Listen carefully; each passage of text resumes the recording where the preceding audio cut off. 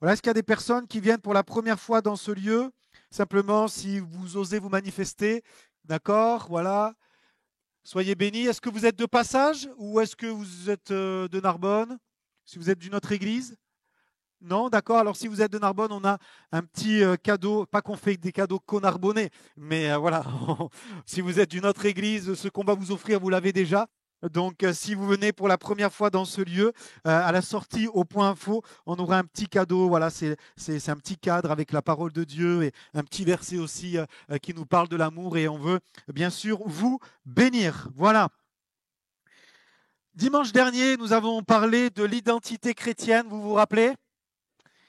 Merci. L'identité chrétienne. Et on avait parlé d'un homme que nous retrouvons dans l'Ancien Testament, qui est dans le livre d'Esther. C'est le cousin d'Esther, donc Mardoché. Et on avait dit plusieurs choses sur l'identité chrétienne. Nous avions dit que ce ne sont pas les hommes qui définissent notre identité. Nous avions dit justement que le nom Mardoché voulait dire serviteur de Marduk, un dieu babylonien, mais que lui, Mardoché, était un serviteur de l'Éternel. Et que même si les hommes te collent une étiquette, c'est pas l'étiquette des hommes qui compte, c'est ce que Dieu dit à ton sujet. Amen. Est-ce que tu l'as vécu cette semaine? L'identité, elle engendre des choix. Et on avait évoqué qu'il avait fait le choix, Mardoché, de ne pas de ne pas fléchir le genou devant un homme, de ne pas se prosterner devant un homme. Et j'avais fait une grosse parenthèse, c'était un gros moment du message où j'avais parlé du compromis. Le compromis qu'il peut y avoir dans la vie du chrétien. Et puis nous avions dit que notre identité, elle vient d'en haut, elle vient du Père, celui qui nous a donné son cœur, celui qui nous a donné un nom nouveau. L'identité vient du roi des rois. Amen. Mais nous continuons ce matin avec Esther sur la même thématique. Et si vous voulez un bref aperçu du contexte historique, je vous invite à regarder la vidéo de dimanche dernier ou alors peut-être la réécouter si vous en avez besoin. Néanmoins, je vais apporter quelques précisions aussi sur le livre d'Esther. Ça, ce sera après, mais bon, on va le laisser. Le livre d'Esther, en fait, il a été écrit et cette période est entre le fait que Israël a été conquis par Babylone, rappelez-vous. Et donc Babylone a emporté les Israélites, les a amenés en Babylonie, a détruit Jérusalem. Et ensuite, il y a eu un changement. Et là, on a permis aux Juifs de retourner construire un premier lieu à Jérusalem. Certains sont partis, d'autres sont restés. Ensuite, il y a eu un second retour. Et entre le premier et le second retour, il y a l'histoire d'Esther. Il y a le livre d'Esther. C'est pour que vous puissiez un petit peu le situer. Dans le livre d'Esther, ce qui est particulier pour ceux qui ont peut-être déjà entendu prêcher sur le livre d'Esther ou qui l'ont étudié, vous savez qu'il n'y a pas le nom de Dieu qui apparaît. Mais néanmoins, le plan de Dieu est présent partout, du début à la fin. En revanche, il y a une fête qui découle de ce livre, qui a émané de cette histoire. Pour les judaïsants, c'est la fête de Pourim. La fête de Pourim qui veut dire le sort, jeter le sort. Et pourquoi la fête de Pourim? Parce que dans Esther chapitre 3, verset 10, il est dit que les serviteurs d'Aman, donc celui qui est contre Israël, un bras droit, le bras droit du roi qui est contre Israël, va jeter le sort. Littéralement, va jeter les dés. Ça existait déjà, le fait de jeter les dés. Et les serviteurs vont jeter les dés. Et puis, il est dit, au premier mois, qui est le mois de Nissan, la 12e année du roi Assuréus, on jeta le pur, donc le Pourim, c'est-à-dire le sort devant Aman, pour chaque jour et chaque mois, jusqu'au 12e mois, qui est le mois d'Adar. Alors Aman dit au roi Assuréus, il y a dans toutes les provinces de ton royaume un peuple dispersé et à part parmi les peuples, ayant des lois différentes, et celles de tous les peuples, et n'observant point les lois du roi. Il n'est pas dans l'intérêt du roi de le laisser en repos. Si le roi le trouve bon, qu'on écrive l'ordre de le faire périr, et je pèserai 10 000 talents d'argent entre les mains des fonctionnaires pour qu'on les porte dans le trésor du roi. Le roi ôta son anneau de la main et le remit à Aman, fils d'Amédatha l'Agagite, ennemi des Juifs. Et c'est un moment important du sort d'Israël. Pourquoi? Parce qu'à partir du moment où ils vont jeter les dés, il va y avoir un décret. Et du décret jusqu'au premier jour de vouloir exterminer les Juifs, il y a 11 mois qui se sont écoulés. c'est le sort. Et le peuple, pendant ces 11 mois, avait peur de leur sort. Certains ont jeté les dés, mais ils ont oublié qu'il y avait un Dieu qui était au-dessus de tous les sorts. Amen. Le Dieu d'Israël. Aman ne pensait pas si bien dire quand il disait que ce peuple est à part. C'est un peuple à part. Déjà, dans l'Antiquité, c'était un peuple à part. Et encore aujourd'hui, c'est un peuple à part. Et on voit qu'il a une volonté de détruire Israël. Et on voit que Xerxès, le roi, est appelé dans l'histoire, même perse, le roi faible. Parce que finalement, il ne va même pas trop contester. Il va donner libre cours aux volontés d'Aman en ôtant son anneau. Ça ne veut pas rien dire, hein. C'est la marque de la royauté. Il va être influencé par ses conseillers, influencé par ses concubines. Mais le sort du peuple juif n'est pas entre les mains des magiciens. Amen. N'est pas entre les mains des dés. Non, le sort des Juifs est entre les mains du roi des rois, de celui qui est le chef d'Israël, tout comme le sort de l'Église. La fête de Pourim est une fête bruyante. Pourquoi? Parce que c'est la fête, justement, en Israël. Tout le monde se déguise en Mardoché, en Esther. Ceux qui ont le mauvais rôle se déguisent en Aman. Il y a toutes sortes de scènes qui sont représentées. On mange des pâtisseries, les oreilles d'Aman. Comme pour dire, t'as voulu nous croquer? Eh bien, c'est nous qui te croquons. Alléluia. Ce qu'il y a de commun entre juifs et chrétiens, c'est la volonté de détruire ces peuples. Nous sommes dans une thématique, l'identité chrétienne. Et hier matin, je recevais une notification sur mon téléphone. Parfois, on regarde, puis après, on re-regarde. Et j'ai regardé, j'ai vu 30 millions de chrétiens persécutés dans le monde. Puis après, je dis, mais attends, c'est quoi? C'est portes ouvertes. Abonnez-vous à ces comptes-là, portes ouvertes. Et je regarde une deuxième fois. Non, j'ai mal lu. C'est 380 millions de chrétiens persécutés dans le monde. J'ai divisé 380 millions par 68 millions. La France. Ça fait 5 fois et demi la France. Vous l'imaginez? Dans le monde. Pour le simple fait qu'ils ont accepté Jésus. Ils n'ont rien fait de mal. Ils n'ont blessé personne. Justement, ils ont des valeurs chrétiennes qui est l'amour, qui est le respect, qui est la vérité, qui n'est pas le mensonge, qui est la tolérance, qui est l'encouragement. Et pour le simple fait d'être chrétien, 380 millions de personnes dans le monde sont persécutées, sont torturées. Et l'Église ne peut que s'indigner de cela. Et l'Église ne peut que le dénoncer sur les réseaux, comme je le fais ce matin. C'est anormal qu'il y ait des pays où on n'a pas le droit d'implanter des églises. Mais par contre, il y a des mosquées en France. Il y a toutes sortes d'autres choses. C'est anormal. Nous sommes pour la justice. 380 millions de personnes. La chrétienté est combattue dans tellement de pays. Et nous devons le dire que nous ne sommes pas d'accord avec ces choses-là. Alors nous prions pour ceux qui sont persécutés. En ce moment, je suis en train de lire Citoyens du ciel, un livre merveilleux d'un homme qui est encore en vie, qui, dans les années 90, 2000, a été persécuté pendant des années en Chine. C'est un pasteur. Lisez ce livre, il est extraordinaire. Et quand vous voyez les tortures qui sont infligées, je peux vous dire, on se sent tellement petit. Et on se dit, Seigneur, on n'a pas le droit de refuser parce qu'on est fatigué d'aller à l'église. Quand eux se réunissent, quand eux, au péril de leur vie. Mais c'est terrible ce qu'il vit. En prison, il est torturé, il est malmené, on lui urine dessus tous les matins. C'est quelque chose de terrible, je ne peux même pas le nommer. 380 millions de personnes. Le dessein de Haman, c'est le dessein de l'ennemi pour l'Église. Il y a des personnes, ils sont contre les chrétiens, ils ne savent pas pourquoi. Ils sont contre les juifs, ils ne savent pas pourquoi. Parce que c'est spirituel. Alléluia. On le sait que c'est spirituel. Je dis alléluia parce que nous, on n'est pas juste dans le fait que ce soit historique. On ne rentre pas dans les guerres de Gaza et les guerres politiques, pas du tout. On est dans la guerre spirituelle, nous. On sait que c'est spirituel. Mon premier point est le choix de Dieu. Ah, j'ai été trop vite. Le choix de Dieu. 4 ans s'écoulent entre le festin qu'on voit dans le chapitre 1 du livre d'Esther et le fait que Esther devienne reine. Rappelez-vous pourquoi? Parce que Assuérus ou Xerxès part en guerre contre la Grèce, remporte des victoires, mais perd la guerre. Et il revient donc triste, et l'histoire nous dit qu'il va se consoler dans son harem, et donc lance l'élection. Et là, c'est Hadassah, le nom hébreu d'Esther qui veut dire myrte, qui est changé donc en Esther, qui vient certainement du mot perse taré, qui veut dire étoile, ou de l'akkadien Ishtar, une divinité. Ce n'est pas un nom hébreu que Esther. Esther a été choisie comme la reine. Je disais, si on peut imaginer comment ça s'est passé, c'était déjà certainement une femme qui avait des atouts, très belle, élancée, intelligente. Mais j'aimerais nous rappeler que les choix de Dieu ne sont pas les mêmes que ceux de notre société. Certainement, les critères de l'époque devaient ressembler aux critères d'aujourd'hui, sur certains aspects. Mais ça, ce n'est pas les critères de Dieu. Amen. Faites-moi un sourire, on n'est pas tous des top modèles, heureusement, non? Ce n'est pas les mêmes critères que Dieu, ce n'est pas les mêmes standards.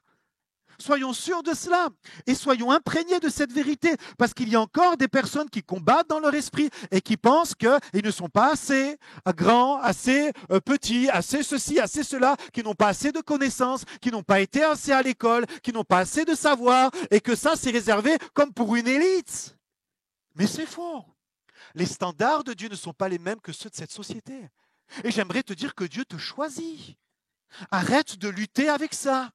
Arrête de combattre avec l'élection de Dieu. Dieu te choisit.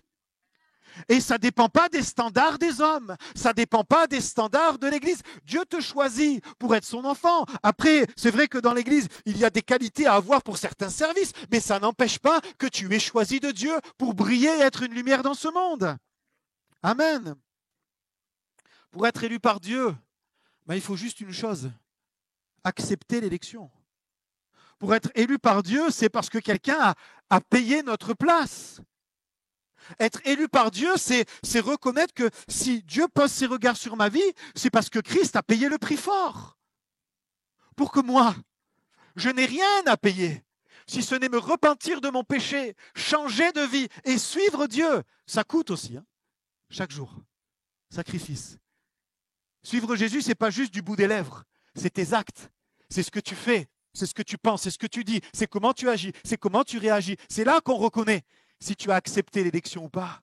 Dieu veut faire de toi un enfant d'adoption. Nous sommes co-héritiers, je disais, dans la culture romaine, dans le Nouveau Testament, c'était commun d'adopter des adultes. Et d'un coup, le statut de cet homme qui était soit un ouvrier, soit un esclave, devient fils légitime.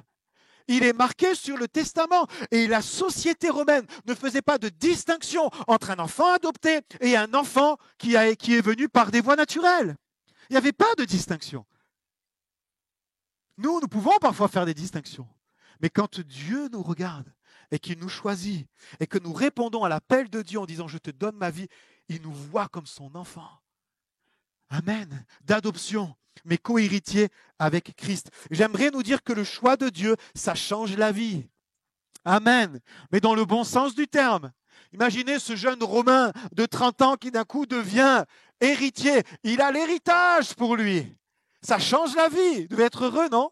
Il a même un nom. Il n'a plus un nom d'esclave. Il a le nom d'une famille royale. Il y en a même qui se sont assis sur le trône en étant à la base même pas issus de famille royale, mais qui ont bénéficié de l'adoption dans l'histoire des hommes. Ça change la vie. Alors avant de devenir reine, il y a eu une petite formation pour Esther. Et ouais, c'est bien ça. Elle a été dorlotée pendant 1 an. 6 mois avec de la myrrhe, 6 mois avec des aromates. Mesdames, ne faites pas genre. Je pensais que j'aurais entendu un peu plus de bruit féminin, parce que je crois que beaucoup aiment ça, non? Moi, il n'y a pas longtemps, je vais « Oh, qu'est-ce que tu as fait, chérie ?»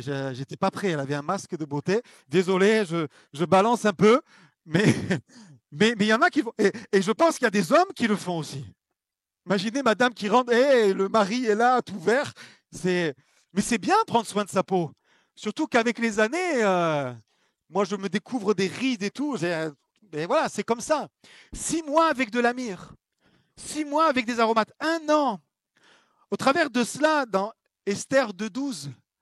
J'ai pas mis le passage. Oh là là, j'ai pas mis le passage. C'était trop vite.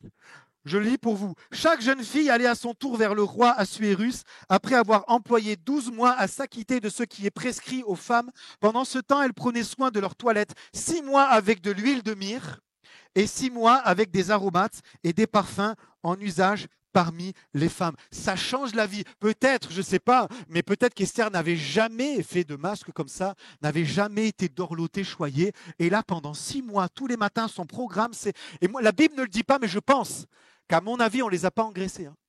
À mon avis, on leur a fait un petit menu chaque jour, super diète, super sain, les meilleurs produits, hein, qui n'étaient pas transformés ni rien. Pendant 6 mois, 1 an, elle était là, elle a dû être transformée. Je pense qu'au bout d'1 an, peut-être qu'on avait du mal à la reconnaître. Mais vous savez qu'il y a des produits qui changent littéralement la peau. Hein. Eh oui, il y a un changement. Le fait d'être choisi, ça t'amène à changer. Certains n'y croient pas, disent non, non, j'ai payé une blinde, un produit, miracle, mais ça n'a pas marché. Les vertus de la myrrhe. Les vertus de la myrrhe. Il y a une signification spirituelle. La myrrhe est utilisée dans la composition de l'huile d'onction. Déjà. Les mages apportèrent de la myrrhe à Jésus. Jésus va refuser de boire du vin mêlé de myrrhe. Hein, c'est facile, hein, je vous aide. Hein.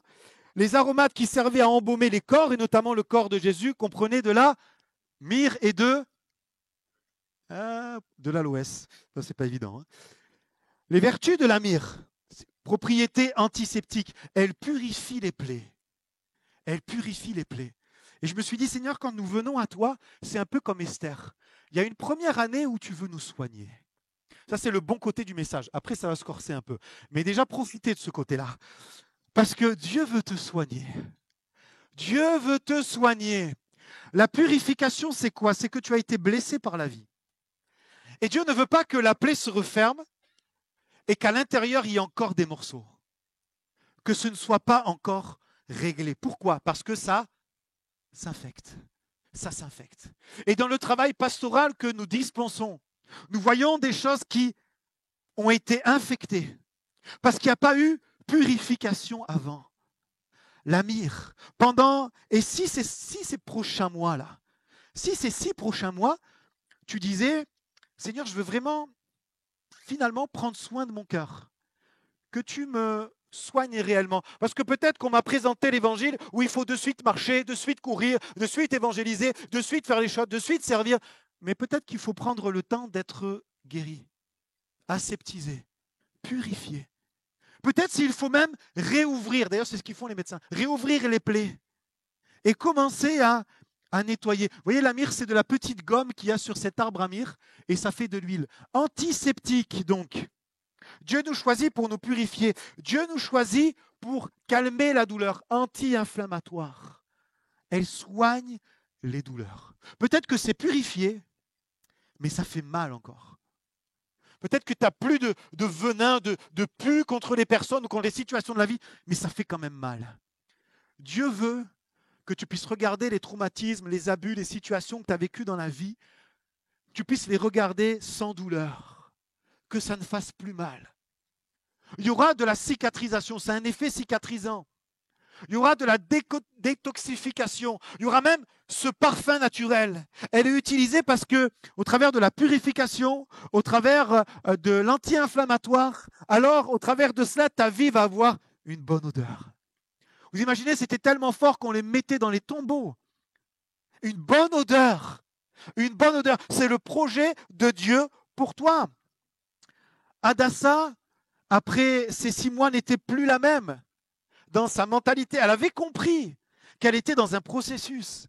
Et parfois, on a du mal à comprendre que quand on vient à Christ, on est dans un processus de restauration, on est dans un processus de guérison, et on passe rapidement à autre chose, et on traite ce qui peut-être pour nous est secondaire. On met un mouchoir. On peut être dans le déni. Pourquoi? Parce que c'est une défense, le déni. On se défend, on ne veut plus y penser. Et j'aimerais vous dire une chose importante. Tout à l'heure, je vais parler de la responsabilité, mais j'en parle un petit peu aussi maintenant. C'est votre responsabilité de rester avec ce qui n'est pas soigné dans vos vies. Un jour, Dieu dira, mais pourquoi tu n'en as pas parlé? Parfois, il y a des choses qu'il ne faut pas peut-être évoquer, mais on est tellement intentionnel dans ces guérisons que des personnes se sont formées dans la relation d'aide à l'Église, que nous nous formons encore à cela, et que tous les dimanches que Dieu fait, il y a un slide où il est dit, si vous voulez un rendez-vous, nous sommes disposés à être là pour vous. Mieux que ça, dites-moi ce qu'on peut faire. Une révélation de Dieu, que Dieu me dise telle personne, telle personne. Peut-être que c'est ce que vous attendez. Peut-être que vous attendez, que vous êtes forgé une forteresse. Le pasteur doit avoir de la révélation que je ne vais pas bien. Non, non. Il faut que tu le dises, c'est ta responsabilité. On est là pour t'aider. On est là pour t'accompagner. Peut-être qu'il y a des choses qui peuvent se régler seules, mais peut-être que tu as besoin d'aide. Croyez-moi, c'est tellement important. Dieu te choisit, mais pour te changer, pour te transformer, pour te choyer. Pas te choisir juste pour la vie éternelle. Merci pour la vie éternelle. Mais il sait que tu as encore de belles années sur cette terre. Et il veut que tu puisses rentrer pleinement dans ce qu'il a prévu pour toi en étant complètement guéri. Ne reste pas. Et je bénis Dieu pour ceux qui ont compris cela. On a pas mal d'appels, on a pas mal de demandes. Continuez. C'est notre travail pastoral. Nous sommes là pour ça. Continuez, vous ne nous dérangerez jamais. Merci à Edith, merci à Rita, merci à tous ceux qui œuvrent avec nous. Merci Michael et Jessie qui font des rendez-vous avec nous. Vous ne nous dérangerez jamais. Nous sommes là pour ça. C'est trop important. Dieu te choisit pour cela. Et Dieu a choisi l'Église pour dispenser de ses soins. Amen. Deuxièmement, la responsabilité. L'identité chrétienne nous parle de responsabilité. Tout comme Mardochée a refusé de se prosterner devant Aman, c'était son choix personnel. Mais la responsabilité, elle n'est pas que personnelle. La responsabilité, là où je veux aller ce matin, c'est la responsabilité pas que pour nous, mais la responsabilité envers les autres. On va un peu plus loin que la semaine dernière. Esther avait une responsabilité vis-à-vis du royaume de Perse, parce qu'elle était représentante, mais vis-à-vis de son peuple, parce qu'elle a caché son identité juive, mais elle reste juive. Elle a une responsabilité vis-à-vis du peuple juif, surtout à un moment où, pour ceux qui connaissent l'histoire, le complot fait rage, comme on l'a lu. La volonté de détruire tout un peuple est là. Et Esther ne doit pas oublier qu'elle n'est pas ici juste pour elle, qu'il y a quelque chose de plus grand. Nous devons nous purifier, plaire à Dieu parce qu'il nous a choisis. Mais le chrétien a une responsabilité vis-à-vis du monde, vis-à-vis de ceux qui l'entourent. Il a une identité qui l'engage dans ses responsabilités. Et Esther avait ses responsabilités, Mardochée avait les siennes. Et nous avons les nôtres, vis-à-vis de notre famille, vis-à-vis de notre entourage, vis-à-vis de l'Église, vis-à-vis de notre travail, vis-à-vis de là où Dieu nous place. Nous avons une responsabilité. Et je me disais, mais ce n'est pas évident de prendre nos responsabilités parce que nous sommes dans un monde de plus en plus irresponsable, où l'irresponsabilité devient normale, où ça ne choque plus. Je pensais à ces vidéos, peut-être que vous avez déjà vues, qui sont sur les réseaux sociaux, où on est dans une salle d'audience. Et il y a les accusés, et il y a les juges. Et on est face à des situations ubuesques, où on se dit, mais le juge, j'allais dire le pauvre juge, des fois il doit s'arracher les cheveux, dire, mais comment ça se fait qu'il y a autant d'irresponsabilité dans notre société? C'est terrible l'irresponsabilité. Des parents irresponsables, des conjoints irresponsables, des patrons irresponsables, ils gaspillent tout l'argent de la société puis ils mettent des familles sur la paille. Des ouvriers irresponsables, des citoyens irresponsables. Ça ne choque plus le manque de responsabilité. Surtout qu'on cherche à se déresponsabiliser. Dans chaque situation, on cherche à se déresponsabiliser. C'est toujours ou souvent la faute de l'autre. Et ceux qui sont à la tête du pays ne nous aident pas à cela. Parce qu'ils veulent aussi toujours se déresponsabiliser. C'est toujours la faute de l'autre. J'aimerais nous dire à nous chrétiens qui avons une identité chrétienne, époux, tu es responsable. Épouse, tu es responsable. Enfant de Dieu, tu es responsable. Chrétien, tu es responsable. Dieu te donne une responsabilité. Il te bénit pour que tu sois gestionnaire de ce qu'il te donne. Amen. Oui, ça peut paraître une grande charge, mais c'est une bénédiction. Il y a énormément de versets qui parlent de la responsabilité chrétienne. La semaine dernière, je vous disais qu'il y avait énormément de versets qui parlaient de l'identité chrétienne. Mais il y a beaucoup de versets qui parlent de la responsabilité chrétienne. Ainsi, chacun de nous rendra compte à Dieu pour lui-même. C'est dans la Bible. Il y a des versets, crois-moi, ils remuent. Tu ne vas pas rendre compte pour les autres. Tu vas pas arriver au ciel et dire, oui, mais lui, là, oui, mais c'est de la faute de mon père, oui, c'est de la faute de ma mère, oui, mais c'est parce qu'il y a eu l'héritage, c'est parce que ceci, ma sœur m'a toujours fait la guerre, mon frère était contre moi. Dieu dit, la parole de Dieu a été prêchée dans sa vérité. Tu avais des moyens d'entendre pour être soigné, pour être guéri. Chacun rendra compte de Dieu à Dieu pour lui-même. Je vous le dis, au jour du jugement, les hommes et les femmes, hein, c'est l'humain, hein, rendront compte de toute parole inutile, de toute mauvaise parole, d'autres traductions, qu'ils auront proférées. Et j'aimerais te dire, les paroles que tu dis en secret, les paroles que tu dis quand tu crois que personne te voit, les paroles que tu dis contre, j'entends des choses parfois, contre l'Église, j'entends des ragots dans l'Église, c'est sur Internet, c'est pas grave. Malheur, comme on dit à Nice, malheur. Des enfants, excusez-moi, hein, je suis votre pasteur, j'ai le droit de vous le dire, des enfantillages,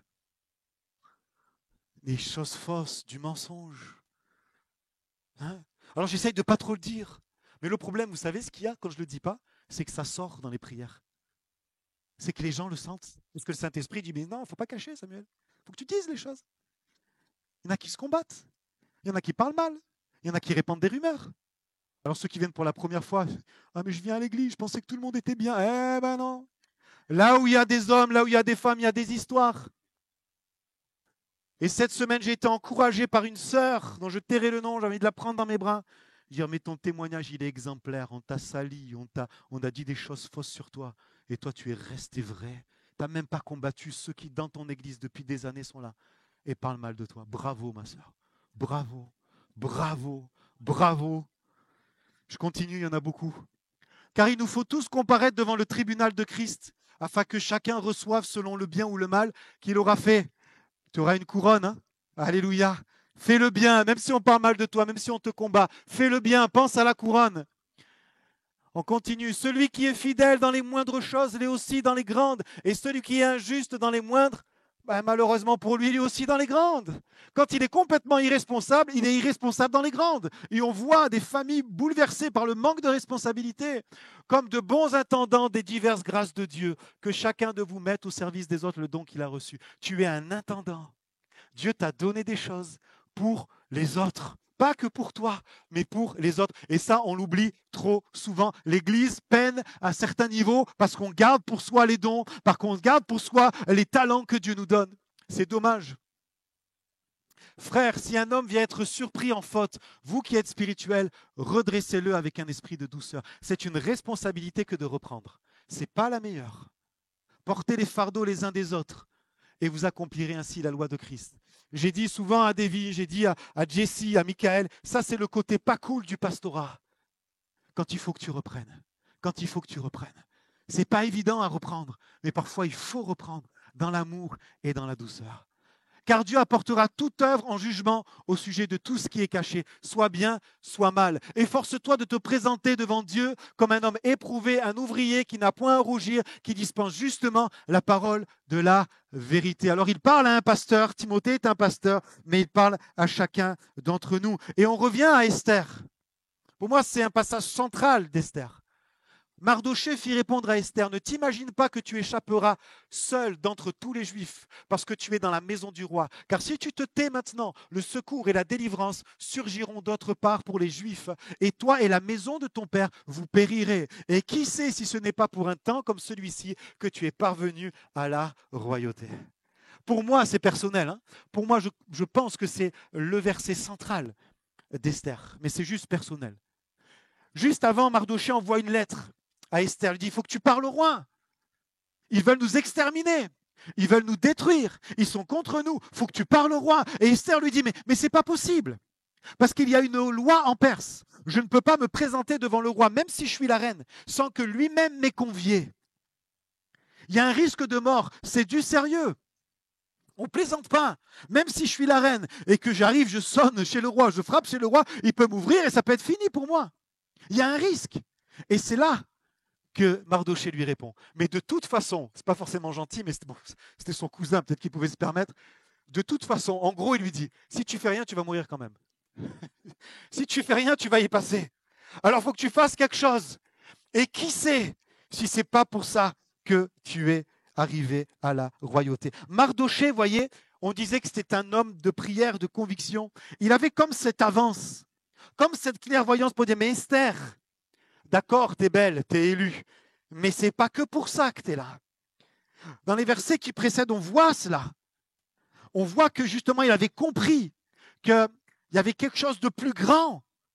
Il y a l'élection, il y a le soin, il y a la responsabilité, mais il y a quelque chose de plus grand. Et si l'Église saisit ça ce matin, que tu es là pour impacter, que tu es là pour bénir, que tu es là pour que des hommes et des femmes trouvent la vérité, pour que des hommes et des femmes soient réconciliés avec Christ, ne soient plus en enfer et soient au paradis, qu'ils soient guéris dans leur cœur, guéris dans leur corps. C'est quelque chose de tellement merveilleux. Mais ça coûte, ça coûte. Mardochée sait bien qu'il y a un risque. Mais il lui dit, écoute, Dieu est avec toi. T'imagines pas. Si tu es là, c'est pas pour rien. Si tu es dans ce travail, c'est pas pour rien. Si tu es dans ce club de loisirs, c'est pas pour rien. Si tu es dans cette association sociale, c'est pas pour rien. Si tu es dans ce quartier, c'est pas pour rien non plus. C'est pour un but qui peut-être te dépasse. Et on le voit, des personnes qui amènent des personnes à Christ. Mais c'est merveilleux. J'aurais jamais pensé que cette personne puisse être sauvée, transformée, guérie. Amen. Merci pour l'amen, le petit faible amen. Mais je sais que vous étiez avec moi. Il lui dit, Esther, le peuple te regarde. Et tous ceux qui savent que tu es juif attendent pour voir ce que tu vas faire. Tout le monde a les regards fixés. Ils sont là, ils devaient se le dire. Je ne sais pas comment ils ont fait pour garder le secret, mais ils n'ont pas dû le garder longtemps. L'identité chrétienne nous dit, mais qu'est-ce que tu vas faire? Parce qu'on te regarde. Tu sais que dès que tu dis que tu es chrétien, on te regarde d'une manière particulière. Pas forcément pour te condamner. Nous on n'est pas trop persécutés en France, enfin, d'une manière différente. Mais on attend ta réaction. Comment va réagir le chrétien? Comment va réagir la chrétienne? Dans ta famille, qui ne connaît pas le Seigneur. Dans ton travail, auprès de tes amis. Et il ne faut pas se manquer, hein? Parce qu'ils ne te ratent pas. Ah, c'est ça, chrétien. Ah, c'est ça, chrétienne. Par contre, quand tu es dans le vrai, ils ne le disent pas. Hein. Mais c'est comme ça. Hein. C'est comme ça, c'est la responsabilité. Vas-tu te taire ou vas-tu parler? Vas-tu défendre ou vas-tu nier? Allons-nous être dans le courage ou dans la peur? Dans la responsabilité ou dans le déni? Dans la fierté ou dans la lâcheté? Parfois, on n'a pas dit. On n'a pas dit, on n'ose pas dire, on n'ose pas froisser, on n'ose pas que ça puisse partir, peut-être monter dans les tours. Mais parfois, il faut dire, soyons courageux face aux défis qui sont devant nous. Dieu attend que le chrétien, dans son identité, prenne ses responsabilités. Alléluia. Et parfois, il nous faut un Mardochée pour nous ramener un peu les pieds sur terre. Redescends, Esther.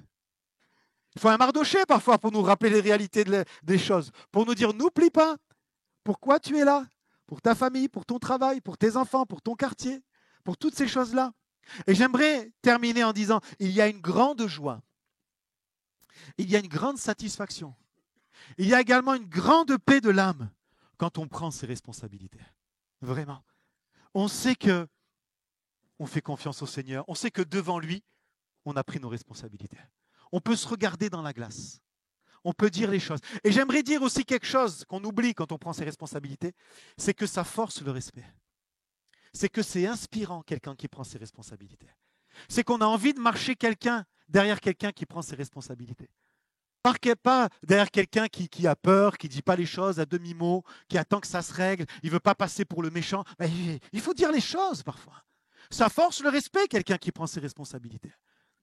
On a envie de marcher derrière lui parce qu'on sait que s'il y a un problème, il va être un paratonnerre pour nous.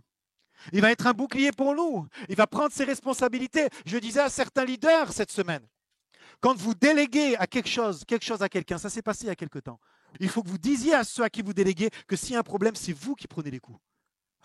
C'est ça être responsable. Il faut que tu protèges tes leaders. Il faut que tu protèges ceux qui sont derrière toi. Il faut que tu prennes la responsabilité. Sinon, déjà, c'est un manque de respect pour eux. Et de deux, tu peux être sûr que demain, tu te retournes, il n'y a plus personne. Parce que tu n'as pas pris tes responsabilités. Et c'est pareil dans le domaine de la famille.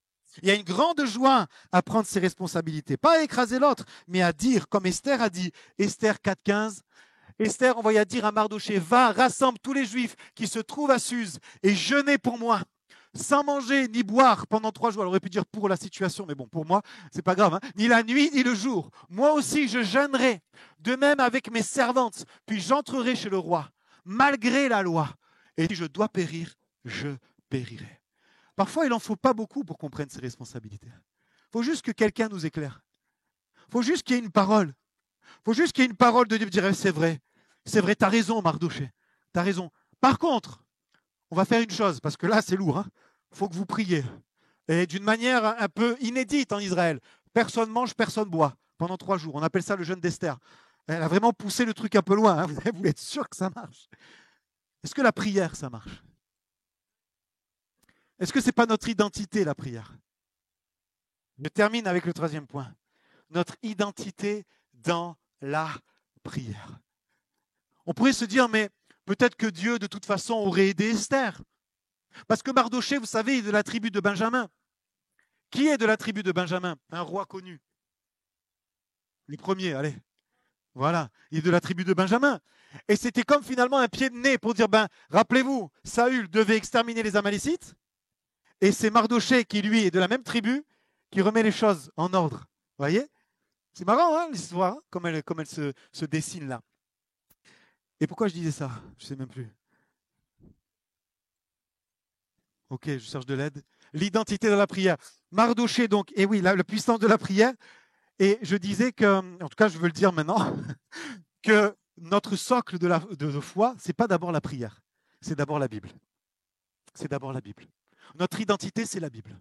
S'il n'y a pas la Bible, il n'y a pas d'identité chrétienne. Vous êtes d'accord avec ça? C'est d'abord la Bible. Je ne mets pas la prière avant la Bible. Je crois que notre identité, on la trouve d'abord dans la parole de Dieu et elle se continue dans la prière. Parce que les Écritures nous disent qui nous sommes. C'est sur la base des Écritures que je prêche ce matin. C'est sur cette base-là que je prêche ce matin. C'est sur elle que nous fondons nos vies. C'est le socle de notre foi. La parole de Dieu, elle est comme Dieu. Elle ne change pas. Amen. Si la parole change, c'est que Dieu change. Si Dieu change, sa parole change. Mais vu que les deux sont immuables, ça ne change pas. Alléluia. Elle ne flétrit pas. L'identité nous est donnée de Dieu par sa parole. J'ai noté ceci pour nous aider. C'est un peu notre livret de famille. Dans le sens où, c'est bien plus qu'un livret de famille, comprenez, mais la Bible me dit que j'appartiens à la famille de Dieu. La Bible me dit que mon nom a été rajouté dans les cieux. La Bible me dit ces choses-là. Et quand je suis en crise d'identité, que tu te dis, mais est-ce que c'est vraiment la religion chrétienne? Mon ami me parle de ci, mon ami me parle d'une autre religion. Non, n'oublie pas que tu as un livret de famille. Quand tu es en crise d'identité, ton livret de famille te rappelle qui tu es. Et la Bible me rappelle que je suis enfant de Dieu. Elle me rassure quand j'ai peur. Elle m'encourage quand je suis découragé. Pourquoi quand on est découragé, on ne lit pas la Bible? C'est comme si quand tu es malade, tu ne vas pas chez le médecin. Parce qu'il y a un combat spirituel. Parce que le diable veut encore plus te décourager. Pourquoi quand on est dans le désespoir, on ne va pas justement chercher espoir dans la parole de Dieu? Pourquoi quand on est dans le doute, on ne va pas chercher les vérités? Pourquoi quand on est dans un manque de renouvellement, on ne va pas être renouvelé par la parole qui est vivante? Aucun livre n'est comme la Bible. Aucun livre ne te parle, te remue, te change, te transforme comme la Bible. Même s'il y a des beaux livres poétiques ailleurs, aucun livre n'est comme la Bible. Elle me pousse à prier, elle me pousse à invoquer Dieu. Elle me pousse à la communion, à la relation, à même la sensation. Elle me communique la foi en un Dieu vivant qui agit. Amen. Hier, nous étions dans la formation prophétique et nous avons pu voir Dieu agir d'une manière incroyable. On s'est tous appelés, pour certains, on s'est dit, mais c'est incroyable ce qu'on a vécu. Dieu parle, Dieu touche, Dieu libère, Dieu encourage, parce qu'il est agissant. Et comment est-ce qu'on communique avec lui? Par la prière. On reçoit des choses de Dieu. Et c'est merveilleux. C'est même, ça dépasse la raison. C'est même fou parfois, ce que Dieu fait. Au travers de la prière, Dieu veut s'appuyer sur l'Église pour contrecarrer les plans de l'ennemi. Il n'aurait pas besoin de nous. Mais il veut qu'on s'associe avec lui, parce qu'il n'est pas insensible au sort des hommes. Dieu, par son esprit, se rend accessible par la prière. Le roi Assuérus, il fallait qu'il y ait une invitation pour aller devant lui. Mais Dieu lui se plaît quand ses enfants viennent devant lui. Dans ce passage où Esther sollicite la prière, on comprend la puissance de la prière de l'Église. On comprend pour nous aujourd'hui la puissance de l'association. La puissance de l'unité. La puissance de l'intercession, la puissance du combat spirituel. J'aimerais le dire, tout le monde ne le comprend pas. Tout le monde n'est pas intéressé par cela, même dans l'Église. Vous savez comment je le sais? Il suffit de voir qui est là le mardi. Alors il y en a qui ne peuvent pas. Ils ont les enfants, ils ont le travail, ils sont parfois malades, ce n'est pas possible. Quoique même, il y a des couples qui justement veulent faire une fois chacun. Parce qu'ils ont compris l'utilité de la prière. Tout le monde ne comprend pas cela. Au travers de la vie de prière des églises passées, j'ai regardé les églises passées. J'ai regardé l'histoire des réveils. Et c'est à un moment donné quand certains ont compris que rien ne se fera si on ne prie pas. Rien ne bougera si l'église ne se réunit pas. Rien ne bougera. Et certains le comprennent, d'autres pas. On commençait à prier, il y a eu des réveils, j'en ai noté quelques-uns, le Pays de Galles, l'Argentine, l'Europe, la Corée, toutes ces choses-là. Le réveil des Moraves, des hommes et des femmes qui ont compris, mais attends, mais il faut qu'on prie ensemble, il y a une puissance. Le problème, c'est peut-être quand on se dit, mais est-ce que Dieu a vraiment besoin de nous? De toute façon, il va accomplir son plan. Il va accomplir son plan. C'était impossible que Aman détruise, parce qu'il n'y aurait pas eu de Messie. On pourrait se dire ça. De toute façon, ça ne sert à rien de prier. Dieu a une volonté, on ne va pas forcer son bras. Ça, c'est ce qu'on pense. Ça peut être une réflexion intelligente, mais tellement pas spirituelle. Regarde Abraham, regarde David, regarde Samson, regarde Jonas, regarde les disciples. Ils ont prié et ils ont obtenu gain de cause. N'attendons pas qu'il y ait un drame pour venir prier à l'église. N'attendons pas cela. Moi, je suis pasteur de Narbonne, je ne suis pas pasteur sur Internet. Je vous dis les choses comme elles sont. N'attendons pas qu'il y ait un drame. Parce qu'il y a déjà des drames. Il y a déjà un combat. J'ai donné à plusieurs reprises ce témoignage vrai. Et je vais le redonner. Ça se passe à Nice. Un couple de chrétiens prennent l'avion, montent dans l'avion. Et au moment où l'hôtesse passe pour donner à manger et à boire, juste devant eux, il y a un couple d'Européens et qui disent voilà, nous ne mangeons pas parce que nous sommes en train de jeûner. Alors eux, ils pensent les Européens qui jeûnent, c'est forcément des chrétiens. Vous vous rappelez? J'ai déjà donné ce témoignage. Qui s'en rappelle? Bon, ok, je fais bien de le redonner alors. Et il les interpelle. Alors, vous êtes chrétien, vous jeûnez? Elle dit non, non, pas du tout. On n'est pas chrétien. On est satanique. On prie contre les couples chrétiens, justement. Alors, j'imagine qu'ils ont dû prier le couple. Hein. Peut-être qu'ils n'avaient jamais prié ensemble. Il y a des couples, ils ne prient jamais ensemble. Ils ne prient pas ensemble, chacun de leur côté, ils ne prient pas ensemble. Je pense que peut-être pour leur première fois de leur vie, ils ont prié ensemble, là, dans l'avion. Mais vous voulez des témoignages d'hommes? J'en ai quelques-uns. John Ramirez, notamment, ancien sorcier, qui dit, mais quand je suis passé de Satan à Dieu, que j'ai vu ce qu'on faisait nous pour prier contre l'Église et pour freiner l'Église, et que ça marchait. Et quand j'ai vu dans l'Église ce qui se passait, j'étais pendant des mois frustré. Où sont les chrétiens quand on prie? Parce qu'on n'a pas conscience qu'il y a un combat spirituel. Mais non, on ne les voit pas. On est dans un bon pays, on n'est pas persécuté, il n'y a pas de démons, il n'y a pas de... Non, pendant que je te parle, là, il y a le Saint-Esprit qui te convainc et il y a le diable qui vient voler ce que je suis en train de te dire. C'est une réalité spirituelle. On n'a pas compris ça. Alors encore une fois, ce n'est pas pour culpabiliser ceux qui voudraient venir et qui ne peuvent pas. Et alors que je dis ça, je dis, mais chanter Saint-Esprit, me dire, mais de toute façon, Samuel, ça ne changera pas. Tu vas le dire, mais ça ne changera pas. Ne regarde pas le dimanche matin. Tu vois, le dimanche matin, il y a du monde. Mais dis-leur, moi, je les attends le mardi pour prier, pour mener le combat spirituel, pour être un intercesseur, pour remporter des victoires. Ça fait partie du chrétien et on l'accepte parce que ça fait partie de la vie de l'Église. Quand quelqu'un va mal, parfois, qu'il a tout essayé, il s'est éloigné de l'Église et puis il revient le mardi soir à la réunion de prière. Et tu sais pourquoi il est revenu. Et on l'accepte, il n'y a pas de problème. On aime les personnes, on est comme ça.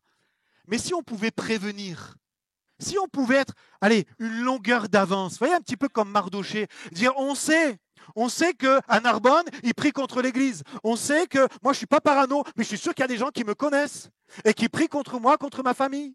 Parce qu'il y a des puissances occultes. Parce que c'est une réalité. Parce que chaque semaine, on prie pour des gens possédés dans ce lieu. On les voit de nos yeux, les démons. On les voit de nos yeux. Chaque semaine. Et ce n'est pas pour faire peur, mais c'est une réalité. Et moi, je dois prêcher la vérité. Parce qu'on est dans un combat spirituel. Et Esther l'avait compris. Quand l'Église se mobilise pour prier, c'est pas que le diable n'est pas content, c'est qu'il décourage, il lance des flèches, il met toutes sortes de pensées, d'obligations inutiles, d'occupations superficielles pour que surtout tu ne viennes pas prier en semaine. Si tu as des enfants que tu dois t'occuper d'eux, occupe-toi de tes enfants. C'est important, il ne faut pas négliger la famille. Comprenez, il faut être équilibré. Mais si tu es juste un peu fatigué, viens quand même, tu seras renouvelé. Tu seras béni, tu seras encouragé. Surtout que maintenant, on met plus l'emphase. On prie 30, 40 minutes, on intercède. Et on voit la gloire de Dieu, on est béni. Mais c'est dommage de voir qu'on est si peu. Est-ce que c'est la prière de l'Église, ça je l'ai dit? J'avance un petit peu. La prière, c'est bien plus que de forcer le bras de Dieu. Non, c'est bien plus que ça. Dieu veut nous donner soif. Parce qu'on vit tellement des choses dans la prière. On est tellement bénis, on est tellement encouragés. Et l'ennemi fait tout pour nous rendre amnésiques des bénédictions qu'on a dans la prière. C'est vrai, on oublie. D'ailleurs, à chaque fois que tu sors d'un moment de prière, qu'est-ce que tu dis? La même chose que je me dis. Pourquoi je ne viens pas plus souvent? Oui ou non? Parce qu'on est comme amnésique. C'est spirituel. Mais quand on sait qu'on est renouvelé, qu'on est béni, que Dieu nous parle, alors ça fait la différence. Je termine avec une autre identité. C'est que tu peux mener ta vie chrétienne en étant conduit par tes pensées, en étant conduit par ce que tu analyses, en étant conduit par ce que tu ressens, en étant conduit par tes émotions. Tu peux être conduit dans ta vie chrétienne, dans ton identité chrétienne par ça. Mais sache une chose, ça fait de toi un chrétien charnel. L'identité que tu as, c'est chrétien charnel.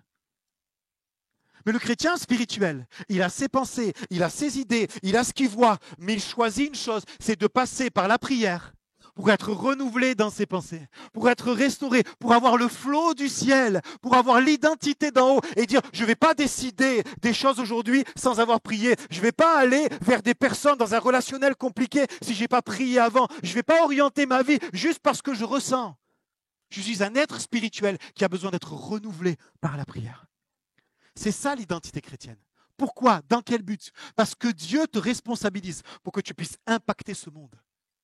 Si tu n'es pas renouvelé dans la prière, quel impact auras-tu? Alors, je me rappelle quand j'étais jeune chrétien, je n'étais pas encore pasteur, mais j'avais cette soif. Je ne suis pas en train de me mettre en avant. Non, non, mais je dis les choses qui existent et que vous vivez certainement. Il y a des gens qui ont soif. Et première des choses, je restais avec ceux qui ont soif. Première des choses, j'ai fait le tri dans mes amis. J'ai fait le tri à l'église. Et j'aimerais dire, parce que je suis pasteur de cette église, tu regardes qui reste avec qui. Et tu sais ce qui se passe dans leur vie. Qui se ressemble, ça semble. Regarde des gens qui ont l'habitude de parler mal. Tiens, il reste avec lui, c'est bizarre, c'est pas bon ça. C'est une réalité ça. Reste avec ceux qui ont soif. Reste avec ceux qui ont soif. Et puis dans le travail, commencez à avoir des paroles de connaissance. Parce que je restais avec des gens qui avaient soif, mais qui étaient plus avancés que moi. Qui n'étaient pas même de mon église, mais on s'appelait. Et j'avais soif de voir la gloire de Dieu. J'appelais des pasteurs même. Pourquoi tu vis des choses extraordinaires là-bas, à 300 km, et chez nous, on ne vit rien? Comment ça se fait? Je veux savoir. Et là, Dieu commence à parler, Dieu commence à agir. Et les personnes dans le travail sont touchées. Mais comment tu sais? Les paroles de connaissance qu'on a vécues hier, ce n'est pas pour l'église. C'est pour que dehors, il y ait des personnes qui entendent. Mais j'ai été bouleversé. Un jour, un collègue de boulot m'a dit ça. J'avais besoin d'entendre ça. Il a prié pour moi sur le lieu de travail. La tumeur a disparu. Le cancer est parti. J'ai commencé à voir bien alors que mon œil voyait flou. Expérimente la puissance de Dieu. C'est ça qu'il faut que tu vives. Mais ça, tu ne pourras pas le faire sans une vie de prière. Ce n'est pas possible.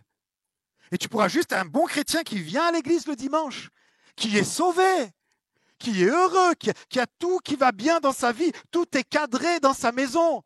Mais où est la gloire? Où est la puissance? Où est le miraculeux? Où est le surnaturel de Dieu? S'il n'y a pas de prière, il n'y a pas de puissance. Il y a beaucoup de livres sur la prière qui peuvent le dire. Mais j'ai retenu celui-là de Boons, avec le titre qui s'appelle Puissance par la prière. Pas de prière, pas de puissance. Pas de prière, pas de changement. Pas de prière, rien. Et si tu ne sais pas prier, eh ben, il y a même un guide de prière qui est gratuit pour la sortie. Je termine en rappelant, tant pis, je saute des choses, j'ai été un peu long. Voilà, le carnet de santé, c'est une image, hein, ça vaut ce que ça vaut. Le carnet de santé, c'est la prière. La carte d'identité t'est donnée du Père, on est dans l'identité chrétienne. Le livret de famille, c'est Jésus qui t'inscrit dans le livre de vie. Et le carnet de santé t'est donné par le Saint-Esprit. Et ce matin, il te dit, ça fait combien de temps il n'y a pas eu de vaccin? Combien de temps qu'il y a besoin d'un renouveau?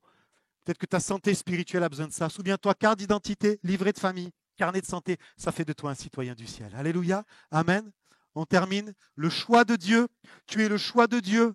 J'aimerais cette semaine que si des personnes ont besoin, qu'elles continuent d'appeler, qu'elles continuent d'envoyer des messages pour qu'on puisse être là avec vous et exercer le ministère que Dieu nous a donné, un ministère pastoral. Le choix de Dieu pour que tu puisses être changé, transformé, béni, guéri. La responsabilité pour qu'on puisse avoir un impact dans ce monde et la prière pour le renouvellement. Est-ce que nous sommes fiers de l'identité chrétienne? Amen. Prions ensemble quelques instants.